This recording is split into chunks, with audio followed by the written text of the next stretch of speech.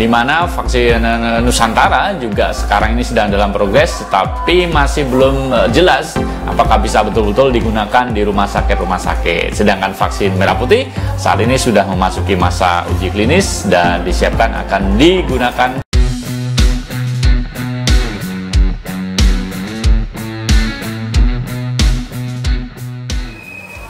Assalamualaikum warahmatullahi wabarakatuh, sahabat MOC, ketemu dan berjumpa lagi. Kali ini dengan Mas Oji Channel. Seperti biasa kita sajikan informasi terkini. Kita masih bahas tentang vaksin Nusantara dan vaksin merah putih ya teman-teman. Ada dua vaksin yang dikembangkan oleh negara kita di Indonesia sebagai vaksinasi lokal, yaitu vaksin merah putih dan vaksin Nusantara. Tetapi sampai dengan hari ini ternyata ada perbedaan perlakuan, di mana kita tahu vaksin merah putih sudah memasuki masa uji klinis kepada manusia dan sudah mendapatkan perizinan dari Badan POM. Sementara vaksin Nusantara yang konon katanya sudah disiapkan di rumah sakit, tetapi sampai dengan sekarang belum ada kabarnya apakah bisa diterima di masyarakat umum, karena hanya para pejabat yang bisa menggunakannya. Nah, bagaimana perjalanan dari dua vaksin yang dikembangkan oleh negara kita ini, antara vaksin Nusantara dan vaksin merah putih?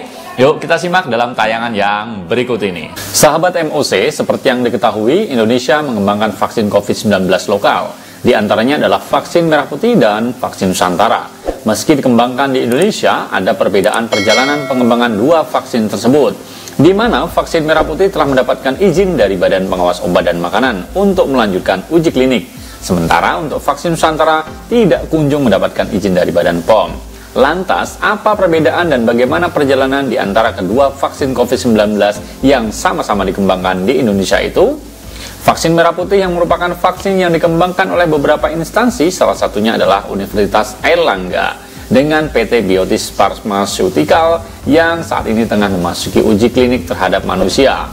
LBM Eijkman menuturkan pengembangan vaksin ini dengan platform subunit protein rekombinan mata antibodi yang dihasilkan setelah vaksinasi akan bekerja untuk mencegah terjadinya penempelan pada sel manusia dan pelepasan materi genetik virus ke dalam sel manusia. Sementara vaksin Nusantara merupakan vaksin COVID-19 berbasis sel dendritik yang diketahui dikembangkan oleh mantan Menteri Kesehatan Terawan Agus Putranto di RSPAD Gatot Subroto.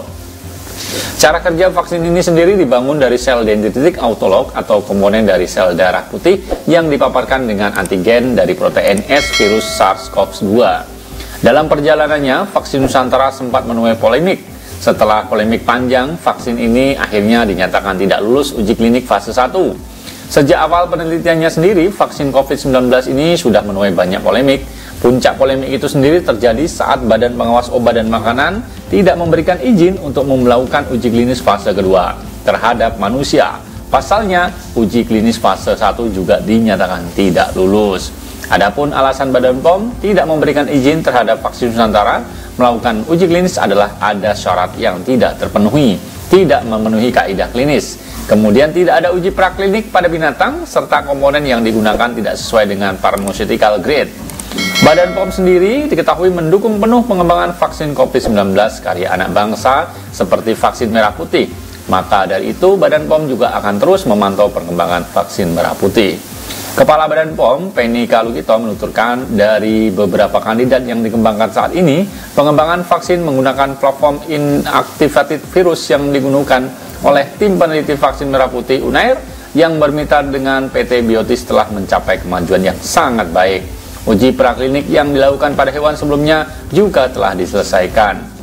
Berbeda dengan vaksin Nusantara, vaksin merah putih dapat izin Badan POM untuk melanjutkan uji klinik ke manusia. Setelah sekian lama menunggu, akhirnya Badan POM memberikan izin uji klinik fase 1 dan 2 untuk vaksin merah putih yang dikembangkan UNAIR bersama PT Biotis Pharmaceutical Indonesia. Vaksin ini diklaim 100% murni hasil karya bangsa Indonesia. Ya itulah teman-teman semuanya, udah kita simak ya. Ternyata memang ada jalan berliku di antara dua vaksin ini, mengalami dua perbedaan perlakuan oleh pemerintah. Harapannya dua-duanya bisa berjalan, dua-duanya bisa terus dikembangkan dan bisa menghasilkan sebuah vaksin yang bisa membanggakan dan bisa bermanfaat pastinya ya. Dimana vaksin Nusantara juga sekarang ini sedang dalam progres, tapi masih belum jelas apakah bisa betul-betul digunakan di rumah sakit. Sedangkan vaksin merah putih saat ini sudah memasuki masa uji klinis dan disiapkan akan digunakan sekitar bulan Juli untuk vaksinasi booster. Itu aja teman-teman semuanya, informasi yang bisa kita simak. Berharap berdoa mudah-mudahan yang terbaik saja untuk negara kita. Tetap jaga kesehatan, jaga kondisi karena pandemi ini belum berakhir. Saya undur diri, saya pamit. Sampai ketemu di lain kesempatan. Assalamualaikum warahmatullahi wabarakatuh.